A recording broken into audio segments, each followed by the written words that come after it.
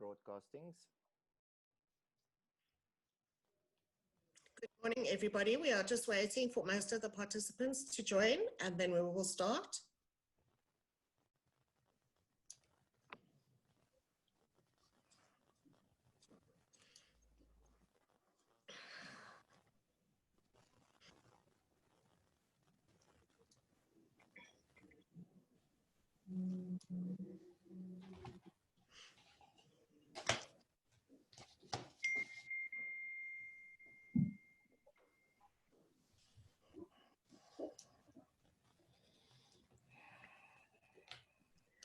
Good morning and welcome to the Tshwane Tourism Association webinar on the urgent court application for COVID-19 business interruption claims.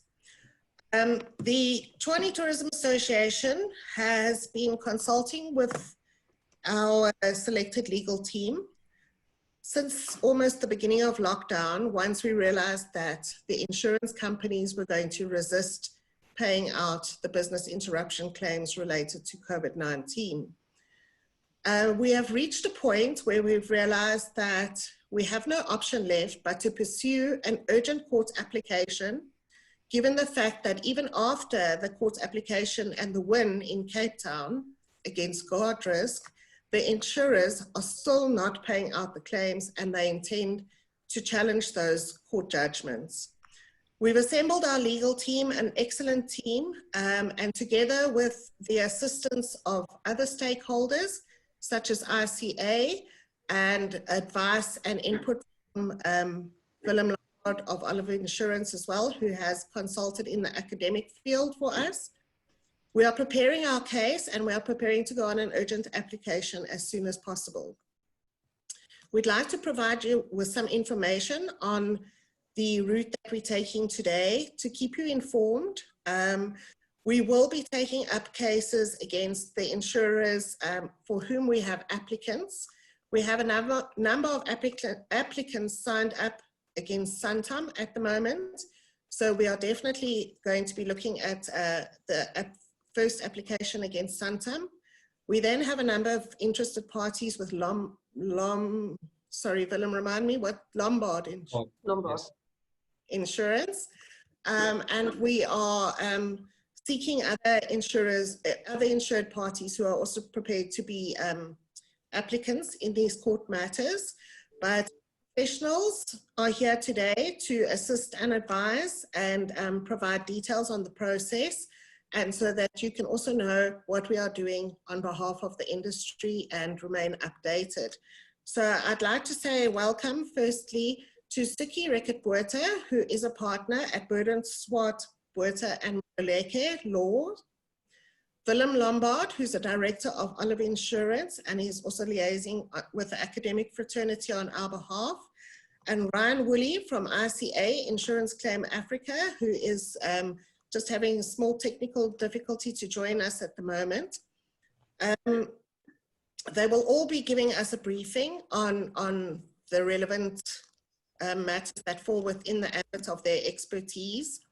Our senior legal counsel, our senior advocate and the junior advocates teams will not be joining us on this webinar for obvious reasons, but once the application is lodged, then you will be notified as to who the advocates team is, and we do feel that we have one of the best in the country. And the attorneys and the advocates are undertaking this application on our behalf, on your behalf, on the insured's behalf, on a contingency basis, which means that they only get paid if they win. And therefore, we're confident that they feel that they have a very good case because nobody can afford to do anything for free these days, which we're really appreciative of. And we're also very appreciative of the fact that ICA has sponsored some of the potential costs for the case as well. But I will discuss more about that later with you. So welcome, Ryan. I did the introductions while you were coming in. So everybody has been introduced to you.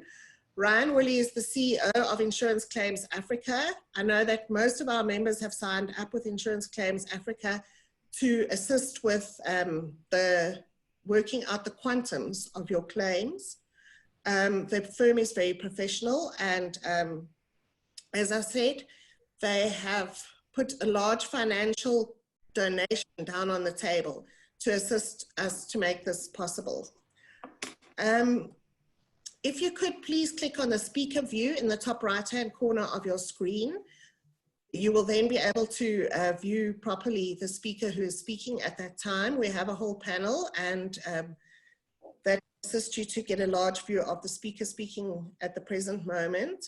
And then if you could also please use the Q&A section at the bottom of your screen to type any questions that you might have, and then I will put those questions to our panelists at the appropriate time. We will be starting with Ryan and moving on to Willem, and after that Soekie will give us a full legal briefing of the legal process.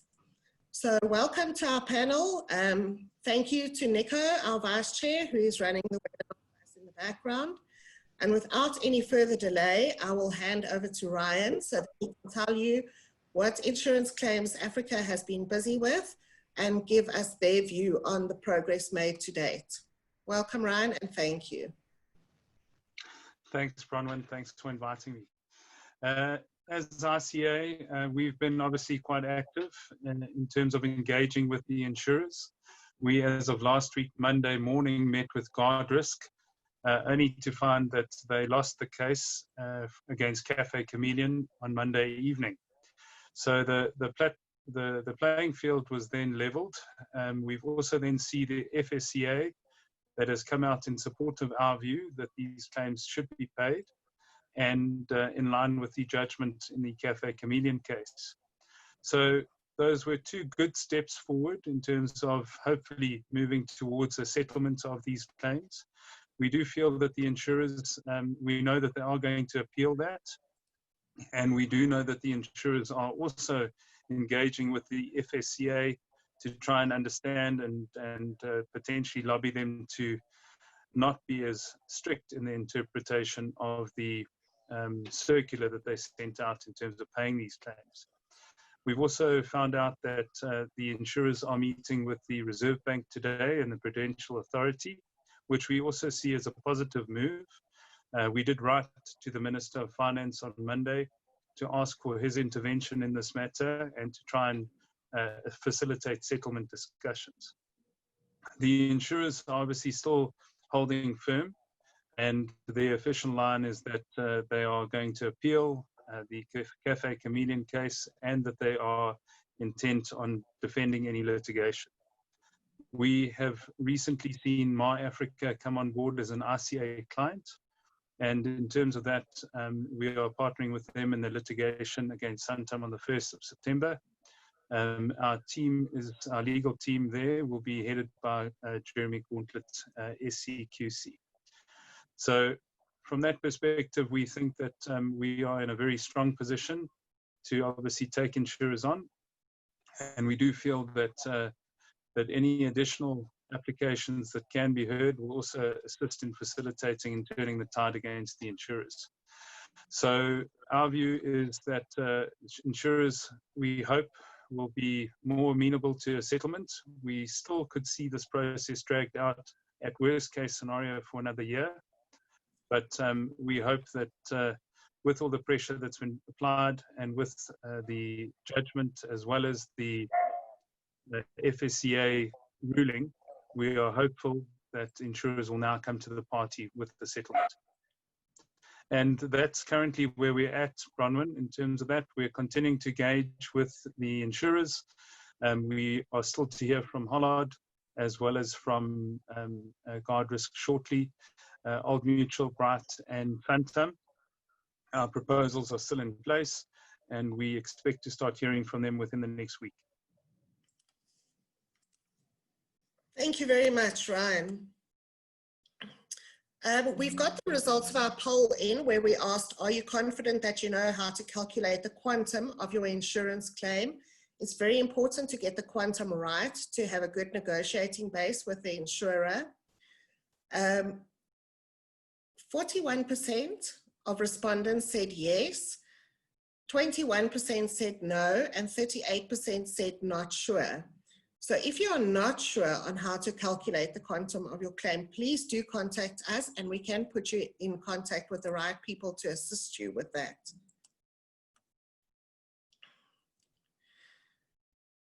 Ryan, we have a question. Yes. Why is the starting point a settlement? The claim should always be 100% payout. If it would result in a settlement, so be it. But don't start with offering a gift right from the start. Then there's no leverage. Could you give the background to that, please? So all our claims are submitted at full value. So we are run them for the full indemnity period, and we calculate the loss. If you look at, it only looks like Q1 next year is when the tourism sector will reopen. So that's our starting point, is the claim at maximum probable loss. But we are obviously, we need to take into consideration risks in litigation. We have to take consideration time value of money, and also with the quantum adjustments that could be validly put to us on each and every case. So with that, we need to look at it quite carefully. And that's why yes, you do need to start at the right number. It's not like we've gone in and said the settlement is X or the proposal is X and we'll take a lesser sum. The settlement still needs to be fair. We issued a press release today to remind insurers not to take advantage of the insureds that are in a difficult, vulnerable position. And we hope that that's also been escalated to the FSCA.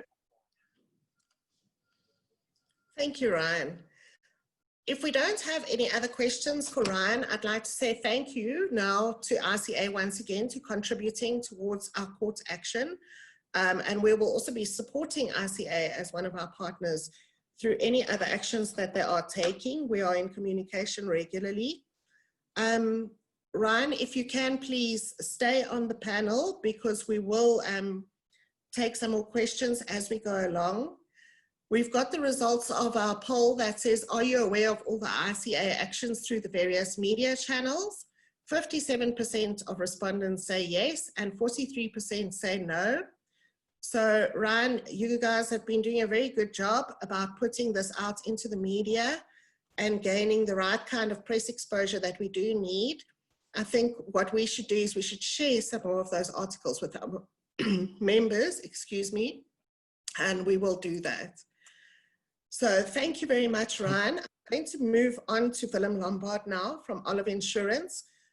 Willem is going to talk to us about the legislative framework, the background, evidence gathering, and academic opinion. Welcome, Willem, and thank you for joining us.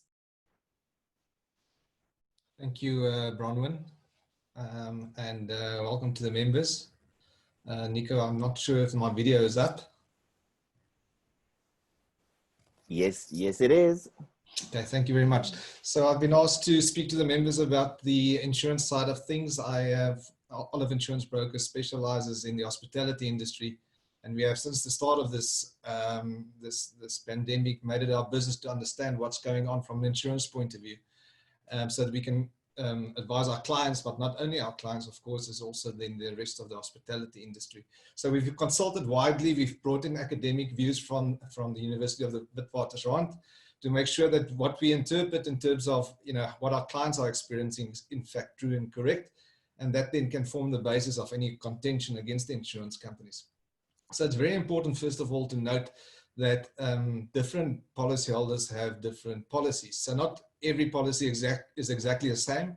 In fact, the Financial Sector Chartered Conduct Authority went ahead and they classified all these various policy wordings that's available in the market in 6 categories, and to establish trends amongst these policy wordings so that we can deal with them accordingly.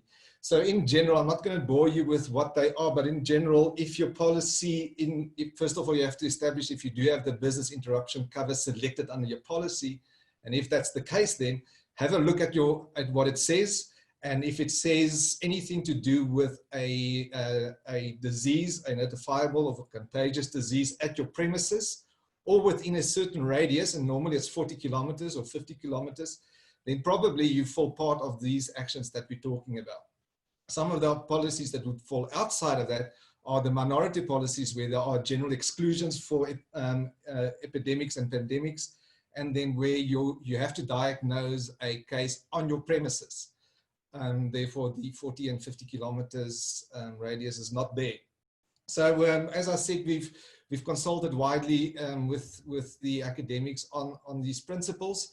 The main principle which has received airplay in the media is this principle of proximate cause. So the insurance companies kept on saying that it is the lockdown that caused the interruption in your business and not the notifiable disease COVID-19. As you'll read from your policy wordings, the policy actually only covers notifiable diseases. So if the insurer's arguments holds true, that a notifiable disease is not the cause of the lockdown, but the lockdown caused your business interruption, then the case becomes more difficult. But fortunately, this proximate cause, as the insurance technical terminology has a long history dating back to the 1800s, where you have multiple causes, you have to diagnose which one is the root cause of it. And based on these opinions, and fortunately the Financial Sector Conduct Authority has agreed with our position, is that it is established that the COVID-19, the notifiable disease, is the proximate cause of the business interruption, and the lockdown is the remote cause. So that's some technical background as to what is on what the decisions are around this. As I said, the Financial Sector Chartered Conduct Authority has issued a directive, a communication to insurance companies that says this is the case.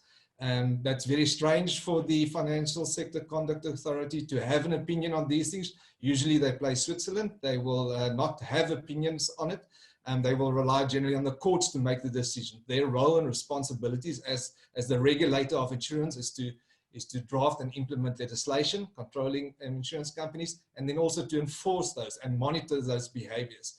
It is very seldom that the FSCA would issue a directive like they have done, directing an insurance company or the industry when there's not an established court case. So, but that's good for us. That's good for our argument. That's good for what we are talking to you about this morning. But that's not the only case. That's not the only circumstance that insurance companies are contending. That's only the one that has had much media play.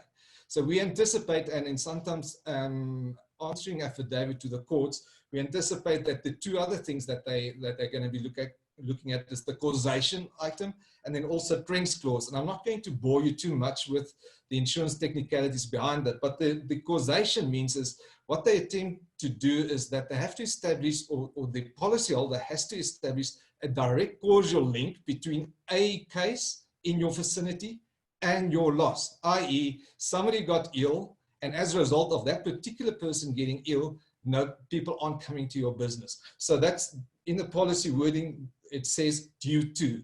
So that is one of the points that the insurance companies will contend, and we have to prepare for that. And the other one is the trends clause. The trends clause works as follows: if your claim is successful, the claim will look at the environmental circumstances. So if I can use an example, during the Soccer World Cup, all businesses in the hospitality industry experienced a boom. So if an establishment, a policyholder, the claim during that time, the claim would need to consider the increased business volumes that comes through the business. So the claim would be higher, effectively. But the converse is also true. So if the economic conditions, if the surrounding conditions are not desirable and there's a reduction in the business, your claim will be reduced.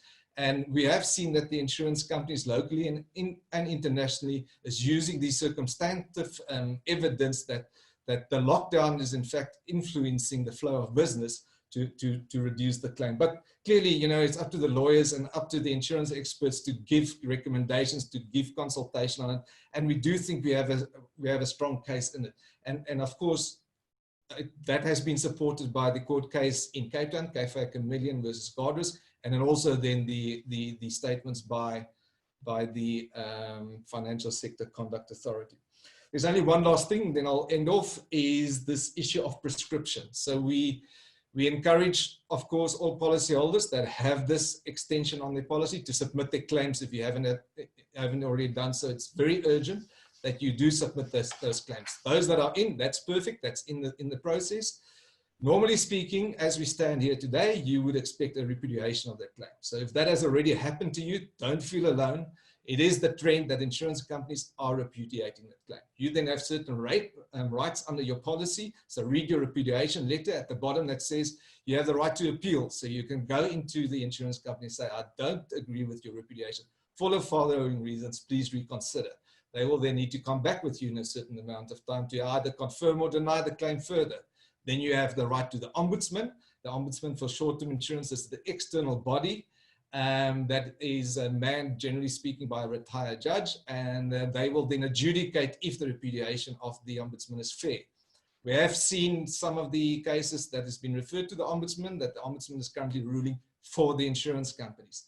That is not completely unexpected. And then finally, you have the right to take legal action against insurance companies. All of these are subject to prescription periods. So if you don't if you don't take action against your insurance company, your claim will prescribe and you will no longer have rights to the claim. And generally speaking, each policy is different. So I'll encourage you to look at your contract. But generally speaking, you have 90 days after the repudiation date to contend with the insurance company that you have a valid claim. And then after that 90 days, you have another 6 months to take legal action. If you don't take action, as I said, your claim expires, and even if the courts rule in favor of this argument, but you haven't kept your claim alive, you have no recourse against the insurance company because your claim has expired. So I do encourage you to speak to your insurance advisor, make sure that you keep your claim active, that it keeps running, because we don't know how long this process will continue.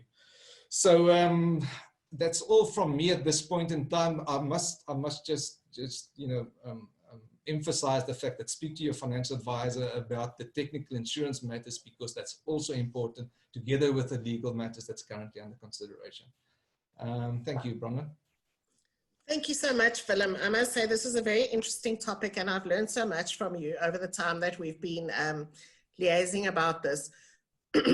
As Willem said, please be very careful about not invalidating your own claim. We have sent out communication before to say that if you are going to communicate with your insurance company, do so through a broker that has your best interests at heart, or through an attorney.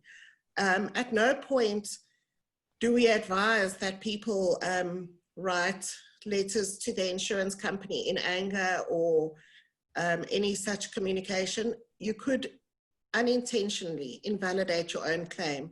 So please do make use of the professionals that are there to support you. Willem, we have 1 or 2 questions for you. The first one is, are the insurers allowed to change the indemnity period, the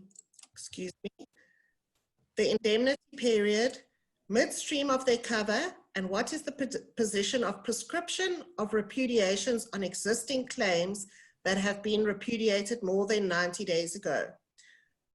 And the second part is, what does the trends clause have relevance to claims? But I think you have answered that already. Yes, so to answer, I'll try and answer the question. So yes, prescription applies. As I said, you have 90 days to appeal the insurance company, after which you have 6 months to appeal the claim legally. So you still have, if you're going to take legal action against the insurance company, you have 6 months after the expiry of the 90 days to take legal action. I'm saying generally, because what I've just told you is reduced in writing in your insurance contract, and not all contracts are exactly the same. So if there's nothing in the insurance contract and then defaults to the regulations, and the regulations are what I've just told you, the 90 days plus the 6 months. So you do have recourse in it. To answer the other question, if insurance company can change conditions midterm, mid-claim. So the insurance broker's answer would be no, they can't. The legal answer might be something different, because this has not been tested in itself. So we have contended with insurance companies who have backed out of claims after being notified that there is in fact a claim that this can't be done. And in fact, some of the insurance companies have then changed their minds. So we are firmly of the opinion that if you have notified the insurance company of a claim that is pending, they cannot back out of that midterm. However, if the insurance company is not aware of a claim yet, let's say, for example, insurance company decide midterm insurance that they will no longer insure 18-year-old car drivers because of the risk. They can give the insurance portfolio notice with 30 days written notice that they will no longer offer that cover, but they would still need to honor existing claims that's in the pipeline. So they can only change policy wordings with proper notification and not after they have become aware of a pending claim. That would be unfair, and there would be a case then to be answered to in that instance. Thank you very much, Willem. I like that that terminology that they use called treating customers fairly, where the insurers need to comply with the underlying gist of treating their customers fairly, and I trust that the FSCA will make sure that they do that for us. We have another question for Willem, and then I'll move back to some more questions for Ryan. Willem, one of our attendees asks, if the loss of a liquor license is an insured risk on your policy, do you have to prove a link between COVID and the suspension or loss of your license? So we had a look at that, in fact, yesterday. And I don't believe because it's not subject to that disease clause that we have in business interruption. However, these particular policy wording that we had a look at had a specific exclusion that excludes change in legislation. So if there's a change in legislation and your liquor license no longer operates, then you wouldn't have cover in it. So that's the most important thing. I think that's pretty tight, is my interpretation of it. It hasn't been tested. I can guarantee you nothing of this has been tested in law, but there is this particular exclusion in this particular wording that we've looked at, that if there's a change in law, then there's no cover in terms of that liquor license cover. Thank you, Willem. And as we've seen on one of the FSCA releases, there are 6 different policies that might relate here. So what we need to do is we each need to look at our policies and get professional advice on whether that could also be a claim, the loss of your ability to serve liquor on consumption. We have the results of our poll, our next poll in, and we asked, do you think that the Financial Sector Conduct Authority, the FSCA, has the ability to compel insurers to pay claims? 27% of respondents said yes, 21% no, and 52% not sure. So this is something we're going to watch with interest. They have said that they will compel if they feel that they need to, but I think that they are hoping that the insurers will come to the party before they need to do that. Willem, thank you very much. I'm going to move back to Ryan now. To ask him to answer some of the questions that we've received that fall under his ambit. And then if any more questions do come in for you, we will move back to you, Willem. Thank you very much. So Ryan, are you available?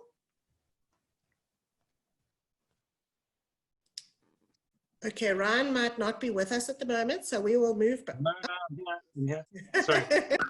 Hi, no problem. Ryan, we have some questions for you.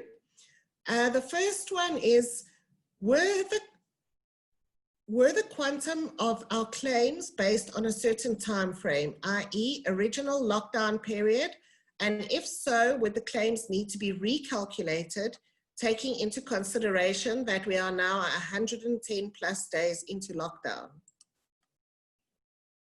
So when we quantified the claims, be it restaurants or hotels or lodges, essentially we applied the same methodology, and it wasn't that your businesses would be reopening sooner. We took it that it would only be reopened in Q1, because when we started the formulation of these claims, we had to make it consistent, and we wanted to understand what the maximum value of claim is. That's how we presented it for the negotiation purposes. In terms of how we should be quantifying it, yes, we have to readdress it with the actuals in terms of if you've got a 6-month or 12-month indemnity period, we would need to, and you've decided to reopen the restaurant, or you've been able to do business travel at the hotel, we would need to take the turnover as well as the profitability of those of that turnover into account and readjust the claim. So our accountants will be in the process of doing that over the period of the next few months as we move forward into hopefully the settlement discussions. Thank you, Ryan. Our next question is, how would a settlement work for such a big group, and who would decide on that? The lawyers? Or would there be a vote, let's say, when they offer a settlement of 50%? So I think I must start off by saying that we are not going on an urgent application for the court to award any specific amount. We are going on an urgent application for the court to instruct the insurers to pay out. The negotiations with the insurers would then start once the court has instructed them to pay out. So if you are part of this litigation, it is not going to determine how much of your claim will get paid out. And of course, what we are aiming for is for 100% of everybody's valid claims to get paid out. I will, however, ask Ryan perhaps to give you a bit of a background as to if there need to be negotiations with the insurers when they are instructed to pay out, how that might work. So the insurers are likely to make an offer to the entire market in terms of how they would like these claims to settle. It might be on a take it or leave it basis, and every client will have to reassess their position, and there is no group decision or group settlement at this stage. So each client, even in terms of all those that we represent, every client makes their own decision. We cannot bind the client in any way. So from that perspective, whatever offer does get made needs to be weighed up. Some people might think it's an attractive offer, others might decide that it's not. And then those that want to accept it may accept it, and the others we would continue to negotiate, debate, and potentially litigate with the insurer. Thank you, Ryan. I think what is also important, and Soekie can tell us more about this later, is that if the insurance does make you an offer and you're not happy with that offer, you are able to reject that offer and still take legal action against the insurance company, if I'm correct, or still pursue a better settlement with them. But yes, the court action that we are taking right now is not about the amount, it's about the fact that the insurers must pay you, the insured. Further to that question, the participant asks, I believe a fee of 5% is fair, but how can one be sure that on a no cure, no pay basis won't push lawyers to reach a quick settlement for obvious reasons? This coming from our own lawyer who is further not involved in this. And I think the fact that we are not asking for the court to determine the quantum or the amount payable to the insured parties answers that question. Because there is no amount being decided on by the court, there is nothing for the lawyers to gain or the advocates to gain in settling this quickly. The advocates and the lawyers only get paid if they win the case, and that is based on a fee that's prescribed by law, but Soekie will answer that later. They get paid by the opponents, by the insurance company's law firm. They will get costs against them. So there's absolutely no incentive for the attorneys and the advocates to push for a fast, a quick judgment, because there is no financial reward. But Soekie can talk to you about that a little bit later. Another question. Is it correct, and perhaps Willem could answer this question, is it correct that the contagious disease extension limits the indemnity period to 3 months, like in the Santam policies? Thanks, Bronwen. So not in all cases. In the Santam policies, the default position is 3 months. So you will only have 3 months indemnity period. It says so in the schedules that we've seen. Some of the policies might go longer. And if you have selected a longer period, you can go up to 12 months. Some policies even go up to 24 months. That would be the case. But the default position on the majority of the Santam policies that we've seen is 3 months. Yes. Thank you, Willem. And one of the other questions that we've received is, I submitted our business interruption claim on the 23rd of March to our insurer's Guard Risk HRC, taking the indemnity period as March to May 2020.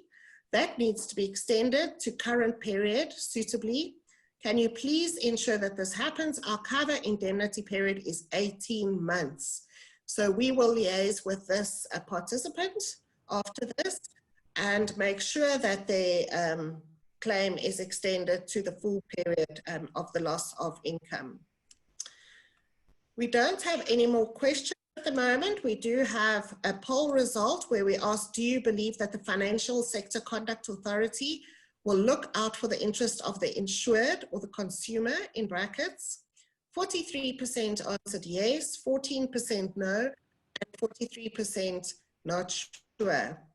So I think we can also provide more information in that regard, because as Ryan or Willem said, to our surprise, the FSCA has been extremely helpful and extremely active in this situation. So we are very hopeful and hopeful that they will be supporting the insured parties all the way to the end with this if they need to. We have two more questions coming in before I move on to the position of insurers offering you settlements but asking you to sign an NDA in respect to the settlement. Ryan, either of you, if you Yes, I think that any settlement may very well be subject to an NDA, and each client needs to decide whether they'd like to sign that and accept the settlement. You know, you don't have to sign it, you can object, and you can continue with the negotiation and litigation process. Thank you, Ryan. I am now going to introduce Soekie Riekert-Botha. Soekie is a partner at Swart, and Maluleke. They already have a number of cases on the go against the insurers. There are different policies. They have one on the go in KwaZulu-Natal, if I'm correct, and one on the go here in Gauteng. And Soekie is the legal firm that we have been working with. Swart is the legal firm that we have been working with, and who will issue the instruction on our behalf, or on behalf of the applicants, to the advocates that we have chosen to work with. Soekie will talk to us about the legal process and what will happen, how it happens, and what you need to do if you would like to also participate in this. Welcome, Soekie. Thanks, Bronwen, and welcome to all the members. So the legal process that we are currently busy with is urgent application that we've drafted for the one in KwaZulu-Natal, and then we are busy with the urgent application as well in Pretoria. So based on your contract, because this is purely based on contracts, on your insurance contract, we group the different insurers together. And if the wording of your contract is the same, then you can join in the urgent application that we are currently busy with. And on that urgent application with us, we've got Advocate Thijs Strydom. He's also an SC, and our junior advocate is Leah Kotze, and they are both here in Groentkloof Chambers, and we've been working with them for the last 20 years. So we've got a good track record with them. So the process that we're going to follow from here is that we're going to launch the application in Pretoria, and then once we've served it on the insurer, they need to decide whether they're going to oppose the application, and I can guarantee that they are going to oppose the application. Then after they've opposed the application, then we can look at their answers, and we've got a chance to reply there too if they raise any new points which we haven't covered in our founding documents. And then the application will be heard by a judge.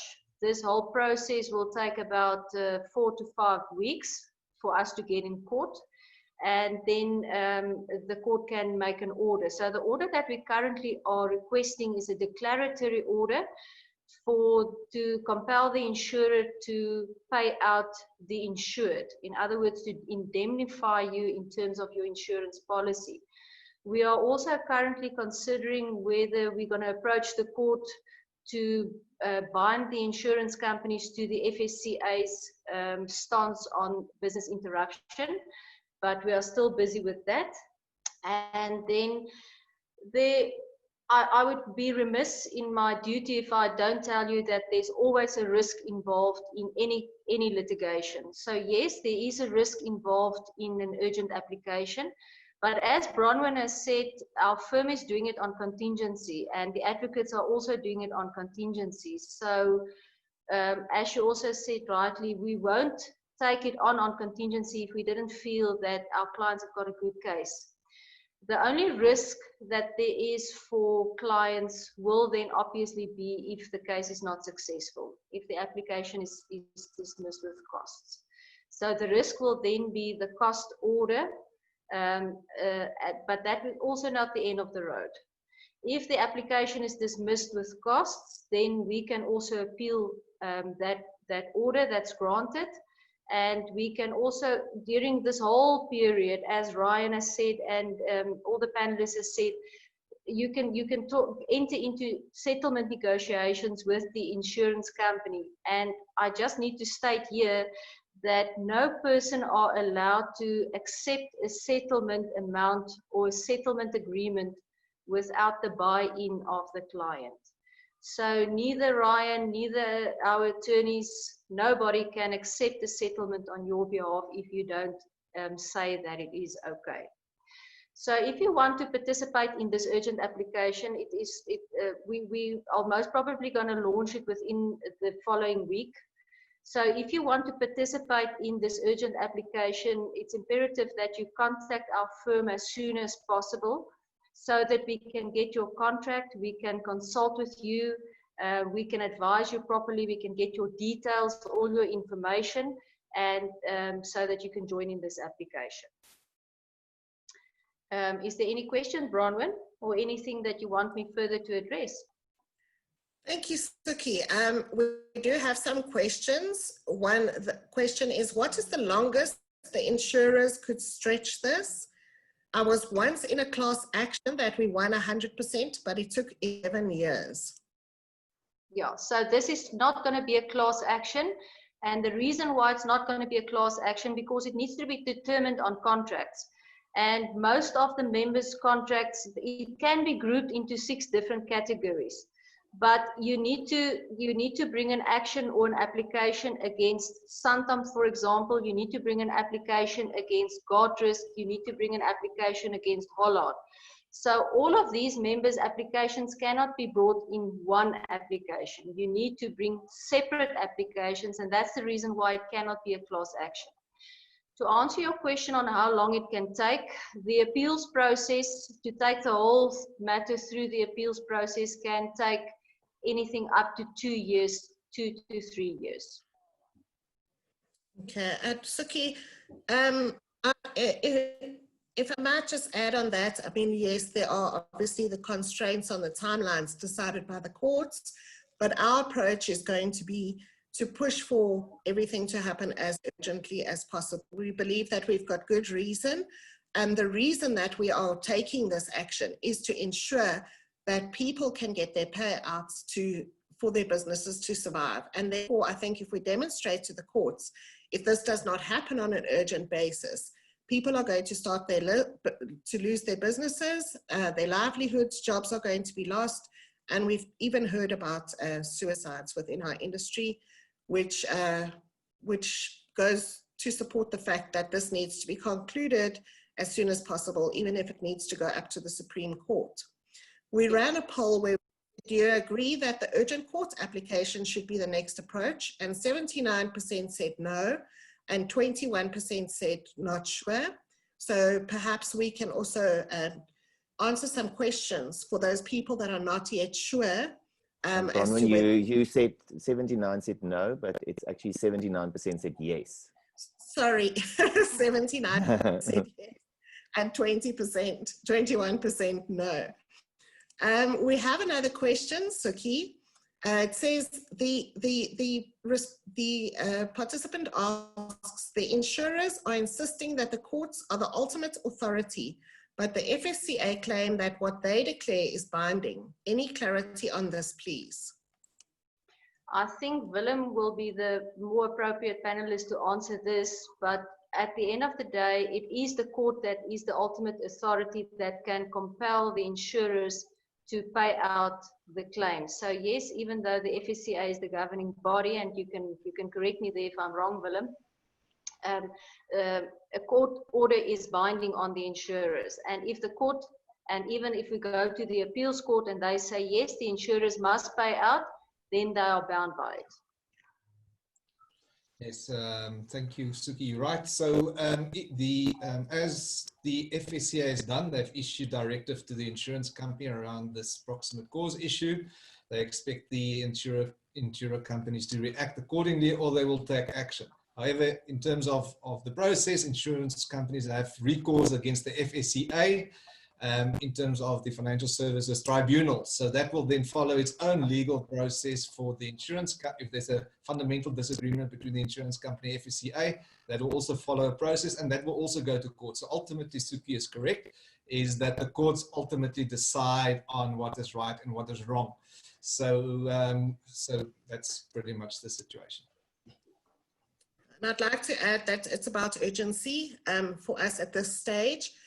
Taking on the FSCA could stretch this out into many, many, many years if the insurers take on the FSCA. And we want our members and any other parties who are willing to join to get their payouts as soon as possible. Otherwise, there's absolutely no point. Yes.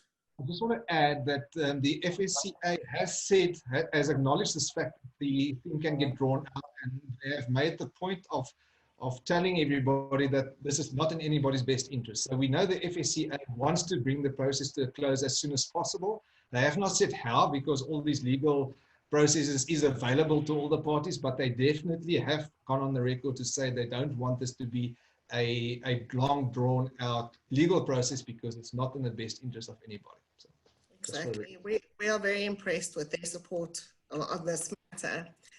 I have another question for Soekie. What are the financial implications of joining this urgent application? The legal firm is doing this on a contingency basis. At what percentage?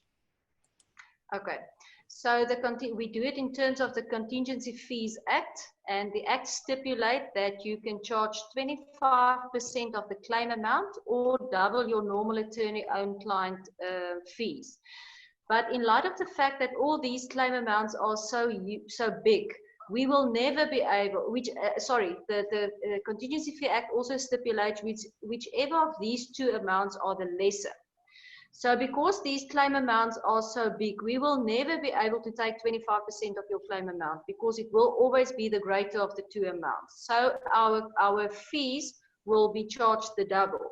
So that is contained in our mandate and fee agreement. And if you are then interested in making use of our services, then we can forward you a copy of that mandate and fee agreement wherein those fees are reflected.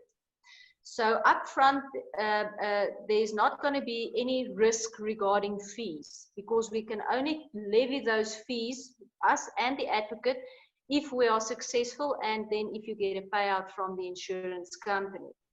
The risk lies in if the urgent application is dismissed with costs. But you must also realize that the opponents, the insurance company, cannot just deliver an account and that account must be paid as it is delivered. There's mechanisms in place by the rules of the court that stipulate that that account of the opponent still needs to be taxed. So there's a taxing master that sits at the High Court, and you physically go through the account and he physically goes through the file. And there's certain rules that stipulate that if a cost order is granted, for example, on an attorney-client basis, that only a certain amount of fees are allowed to be charged. So even though the insurers may pay their advocates and their attorneys, for example, 5,000 Rand per hour, the court rules stipulate that they are only allowed to charge 1,500 Rand per hour, for example. So then the taxing master will say that their account is too high. He will tax a certain amount off. And at the end of the day, where they would have delivered an account for 500,000, the account would be taxed off to 200,000. And that would be then the exposure if the urgent application is dismissed with costs. Soekie, I think I can just add there as well that the more claimants there are on a case, the fees are then divided between those claimants. So, for instance, in our case against Santam, if we have 10 claimants and if something unfortunate does happen and they are cost 150,000, it would be 15,000 Rand per claimant. If there were double the amount of claimants or triple the amount of claimants, the financial risk lowers accordingly. So we would like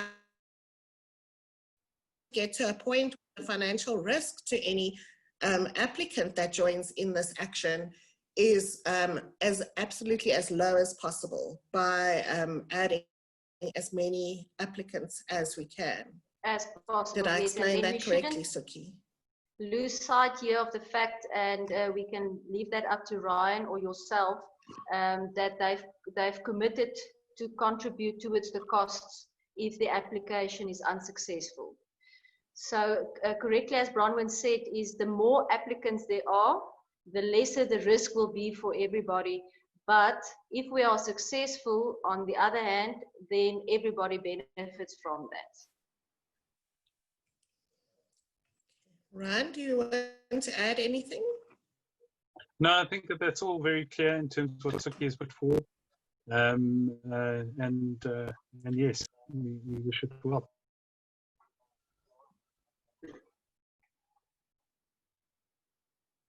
Okay.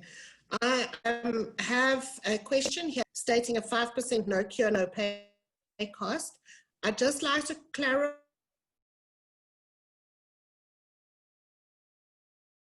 that the 5% and those services are to quantify your claim and work out the quantification for you. The legal action is something completely different. Yes, please. Sorry, no, the screen was just breaking up. Your connection ahead, is bad. Your connection is bad. You were cutting out. If you can just say that again. Okay, let me try again. The 5% fee, and maybe you can answer the question because my internet connection seems to be going a little bit wonky. Sure. No problem. Look, the RCA fee agreement with our clients is 5% no cure, no pay. We offer all of our support in terms of all the actions that we've put together thus far, as well as accounting support in quantifying the loss and negotiating the final settlements. From the perspective of litigation, we do not fund the litigation costs. What we have agreed to is that we will fund a targeted litigation that is as per our direction that we want to pursue. So this is one that we're happy to assist with in terms of the costs, but it's not a primary focus for us. We've reached a compromise agreement with the TTA to support you in this endeavor. So I think that what this means at the end of the day is there's one cost to take this to court. The cost only would come into effect if something happens. RCA has already committed to covering a lot of that cost. And then there is some risk to the applicants after that, which is very, very minimal. And the 5% fee for RCA, for those who are signed up with RCA, is a separate cost to work out the quantum of the claim and to negotiate with the insurers after the insurers are instructed to pay. If there is any further uncertainty around this, we are available to discuss it. So please do get in contact with us. I see that 38% of our participants have asked that we contact them for further information, and 63% have said that they don't need further information at this stage. But this is a matter that we need to finalize this week, but we are available to discuss. Everyone on this webinar available to provide further clarity and information. We have a question here that says, what is the benefit in joining this urgent application? Can I not better wait until there's a court decision and then deal directly with the insurer regarding my claim? Now, this is something that we have considered very deeply, if you want to put it that way. We first started to consult with senior counsel in the beginning of May, and we wanted to submit an urgent application at that time. However, we were advised to place that on hold while negotiations were underway or while somebody else took the risk of going on application. Unfortunately, what has happened now is we have reached a point where we are, as one of the participants pointed out, 110 days into lockdown and no business. And we are not yet at a point where the insurers are compelled to pay their clients. So we are not going to take the chance that somebody else goes to court in the interim and wait for the results of that. We are also not confident in other parties' legal strategies. We need to go to court with our strategy, which we believe is an extremely strong strategy, and we need to ensure that the insurers pay out as soon as possible. If we leave it to other people or other cases, we might not get any payout at all, and this might drag on for years. So we are putting our best efforts into making sure that all of the insured parties can get paid out as soon as possible, and doing this on an urgent basis. It will make it that much more easy for us to do this for all of the insurance companies, the more applicants that we have. And that is why we are appealing today for more applicants to join our court action. Robert asks, so what would it cost per claimant worst case scenario? Soekie? Okay, so your costs would, as I've said previously, your costs would be determined by the court order, number one, because in terms of the rules, there's different scales of costs. So worst case scenario, in my opinion, and from my experience, you would look at a cost order of in the vicinity of 250 to 300,000 if you are unsuccessful. But you need to take into consideration the amount that Ryan and Insurance Claims Africa have said that they will contribute towards that. It's going to reduce the liability, and all depending on how many applicants will be involved in the application. Then we can, so what you can then do is you can, the balance of the costs, say 200,000 after the contribution of Insurance Claims Africa has been taken into account. And if you've got 10 applicants, then the cost would be 20,000 per applicant. If you've got 30 applicants, then obviously that amount is reduced. Thank you, Soekie. Another one of our attendees asks, if there is a cost order against the insurer, does that mean that we, the applicants, will then only be liable for the difference between the tax bill and the 2 times fees bill? I take it we will definitely be going for a cost order. Yes. So from our side as well, if we are unsuccessful, you always strive to get the highest cost order that you can. And you are correct when you say that you will only be liable for the difference between the double the bill and what we get from the insurance company. And then also take into account, say for example, there is 5 applicants that joined the application, or 10 applicants that joined the application, then our account would be split between those 10 applicants. Thank you, Soekie. Julian asks, how many have joined so far? To answer that question, to date, and we've only been asking for applicants for 2 days now, we have 5 applicants against Santam, and we have 1 interested applicant against Guard Risk. So we're hoping to get those numbers up to about 10 per insurance company, or even 20 per insurance company, which would make it really, the risk very, very, very little for each applicant. Then we have a question here. Do those that join the action have to be based in the jurisdiction of that relevant court? So if the ideally we would want 10 applicants in the Pretoria jurisdiction, and if there's interested applicants, say for example in Cape Town, then ideally we would also want 10 applicants, for example in Cape Town, because it would be separate applications and the cost would then also be separate. And we have a question here. We do not have a peril for virus or disease cover. We do have business interruptions. Would it be in our best interest to take part? And Willem has answered that question. And then the question continues to say, do you have anyone joining that does not have disease extension? So currently we only have members that join the application that have disease extension, because you need to distinguish whether you've got normal business interruption or whether you've got the extension in terms of the infectious diseases. Thank you, Soekie. And Willem will be in touch with that person also to assist them with further advice. We have a question here for Ryan. Ryan, can you please provide some insight into how cost savings are incorporated into the loss calculation? Specifically, Bronwen, unfortunately, Ryan had to leave for an urgent call at 12 o'clock, so we will answer that separately then. We'll get an answer to that in writing.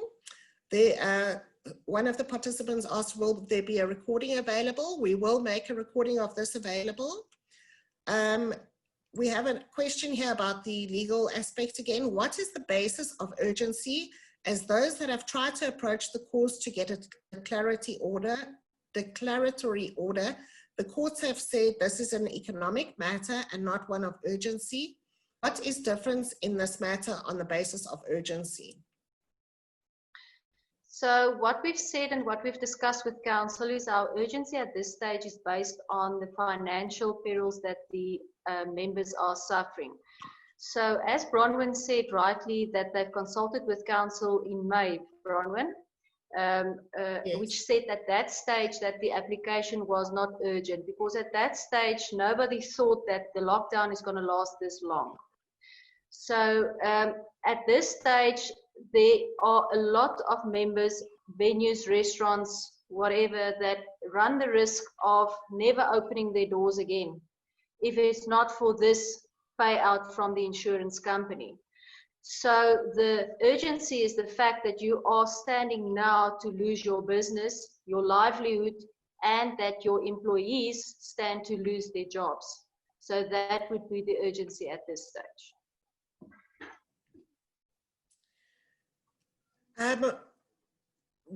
We have a question about when latest do you need to know? I assume that means to join the application. Soekie, if you would like to give that information, please. Okay, so we need the cut-off date by when we need to decide. We can't keep this open-ended, because the longer we wait, the lesser urgent this thing becomes. So if I can say, you can ask that you make a decision in the next day or two, and if you can say by Friday afternoon close of business, if you can let us know, then that would be the ideal situation. If there's any more legal uncertainties and questions that you want answered, you are more than welcome to send the mail on the details that Nico has posted, and we will gladly contact you and address all those concerns that you've got.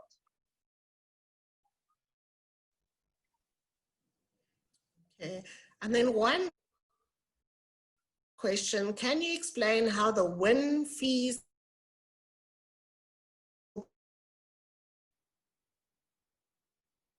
claimed from all the applicants?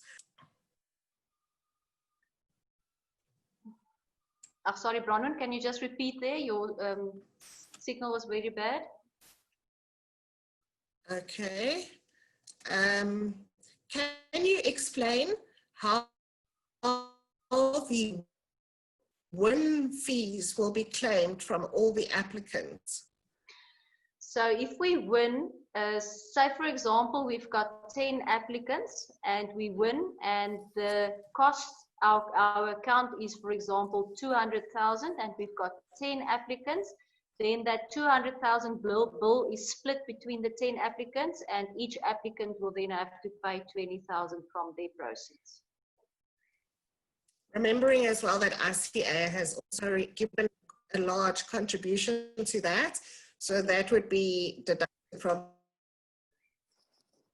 $1,000 as well, and that is exceptionally low.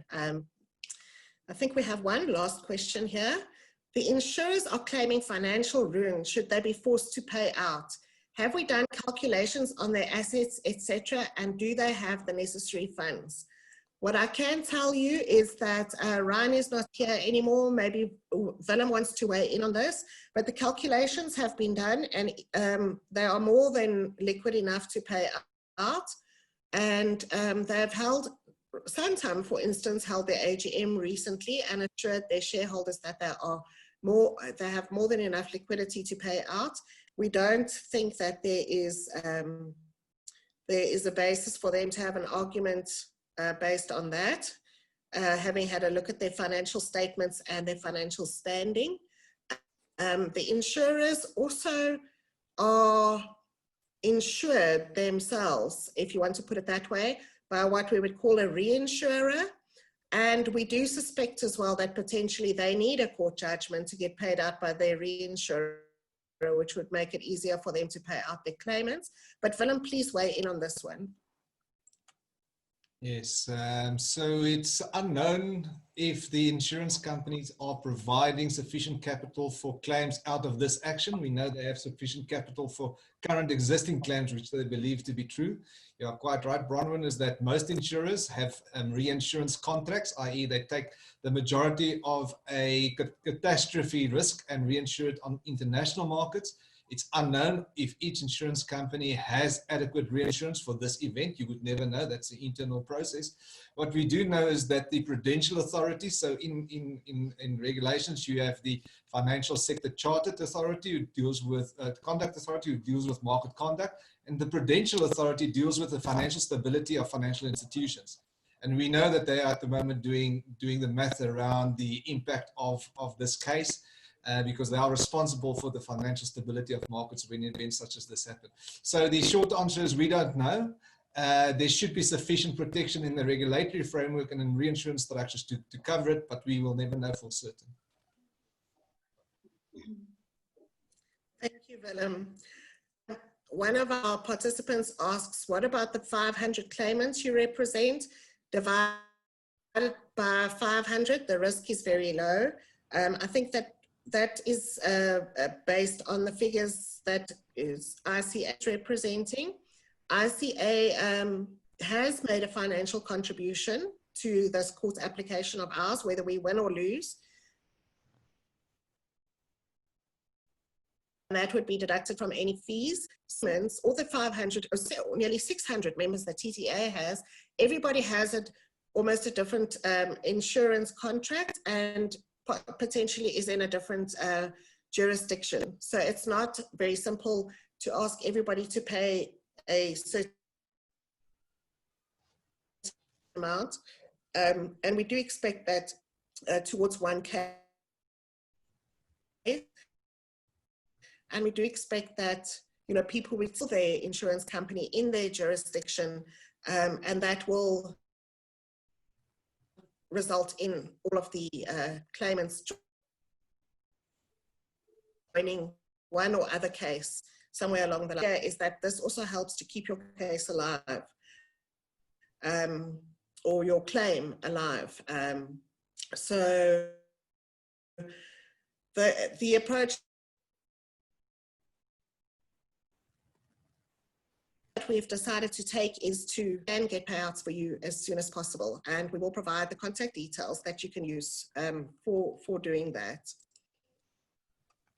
Another question is, how do we as claimants prove that COVID had a direct cause on the damage on our business during lockdown, as per Guard's risks announcement this morning? Willem, would you like to take that?